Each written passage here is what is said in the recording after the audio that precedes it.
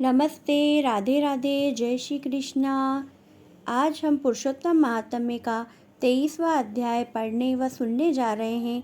इसमें हम दीपदान का महात्म्य एवं फल के बारे में जानेंगे। पुरुषोत्तम मास में आहार विहार के बारे में सुनकर प्रसन्न होते हुए राजा बोले, आपने इस मास में दीपदान करने को कहा है, सो इसका क्या महात्म्य है?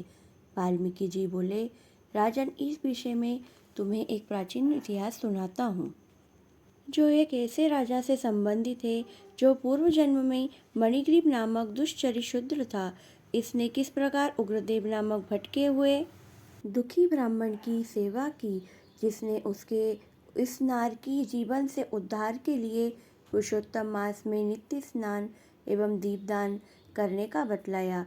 तुम अब कथा सुनो, जिसे मैं संक्षेप में कहता हूँ। सौभाग्यनगर में चित्रबाहु नामक राजा महाबुद्धिमान, शूरवीर, क्षमाशील एवं धर्मों को जानने वाला और भगवान का भक्त था। वह भक्तिपूर्वक भक्तिभाव से भगवान की कथाओं का श्रवण करता था। उसकी पतिव्रता चंद्रकला नामक रानी अति स्वरूपवान और भक्ति प्रिय थी। वह महाभाग्यवान भगवत भक्ति में तत्पर रहती थी। राजा भगवान श्री कृष्ण के अतिरिक्त किसी अन्य देवता को नहीं जानता था। एक दिन उसने मुनिश्रेष्ठ अगस्त्य जी को अपने यहाँ आते देखा तो वह दंडवत नमस्कार कर उनकी आदर भाव एवं भक्तिपूर्वक पूजा कर उन्हें योग्य आसन पर विराजमान किया और उनके सामने बैठकर विनय पूर्वक बोला, आज मेरा जन्म, मेरा ग्रह, मेरा यह राज्य धन्य हुआ। आपके दर्शन से मेरे पापों से छूट गया। अगस्त्य मुनि बोले, राजा चित्रबाहु, वास्तव में तू सब प्रकार से धन्य है। तू हरि भक्त और भगवान श्री कृष्ण का आश्रित है।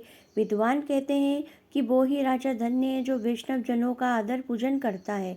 ऐसे ही राज्य में ही रहना प्रजा को सब प्रकार से हितकर है। ऐसे राजा की प्रजा सुखी रहती है और ऐसे ही राजा का राज्य वृद्धि को प्राप्त करता है।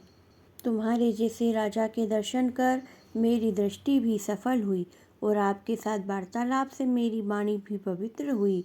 इसी बीच राजा की पतिव्रता रानी ने आकर परम भक्तिपूर्वक मुनि अगस्त्य को प्रणाम किया।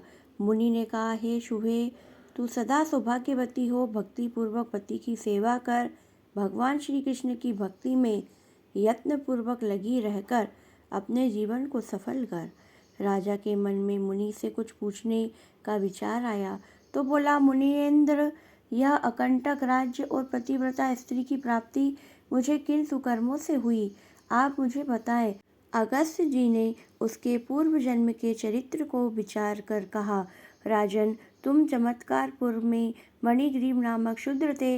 नास्तिक, दुष्चरित, पर स्त्रीगमन और उनको हरण करके लाने वाले बुरे विचारों से युक्त जीवन बिताते थे।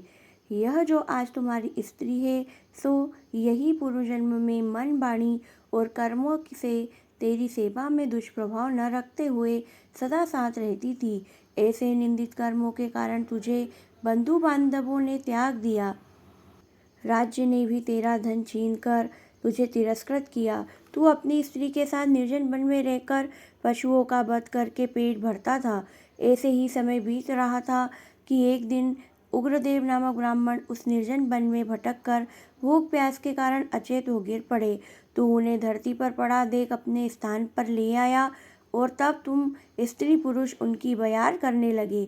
2 घड़ी पश्चात उस ब्राह्मण को चेत हुआ तो आश्चर्यचकित हो बोला, मैं यहाँ कैसे आया, मुझे कौन लाया?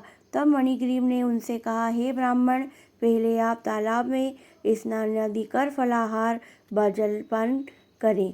आप भगवत भक्त सेवा करने के योग्य हैं। उग्रदेव को प्यास ही लग रही थी। जल का नाम सुनते ही उठ बैठे। तब तुमने उन्हें सहारा देकर तालाब के किनारे ले जाकर उन्हें स्नान आदि कराया। वड की छाया में ले जाकर बिठाया, जहाँ उन्होंने भगवान की पूजा की। तुम्हारी पत्नी आम के फल तथा कंदादि ले आई और सामने रख दिए। तब तुमसे ब्राह्मण ने कहा, मैं नहीं जानता तुम कौन हो। ब्राह्मण अनजान का कुछ नहीं खाया करते। तब तुमने अपना परिचय दिया। ब्राह्मण ने फलाहार कर जल पिया। तब तुमने उनके चरणों को दबाते हुए पूछा, हे देव, आपको इस निर्जन वन में कहाँ जाना है? ब्राह्मण बोले, मैं प्रयाग जाना चाहता हूँ। अनजाने में इस भयंकर वन में आ गया, जहाँ मैं प्यास और थकान से मरणासन्न हो गया। तुमने मुझको सेवा करके जीवन दान दिया, अब तुम ही बताओ, तुम्हें मैं क्या दूँ? स्त्री के सामने उग्रदेव ब्राह्मण के ऐसे मनोहर वचनों को सुनकर तुमने अपने इस जीवन से तरने के लिए कोई उपाय जानना चाहा। इति श्री पुरुषोत्तम महात्म्य 23वां अध्याय समाप्त। राधे राधे, जय श्री कृष्ण।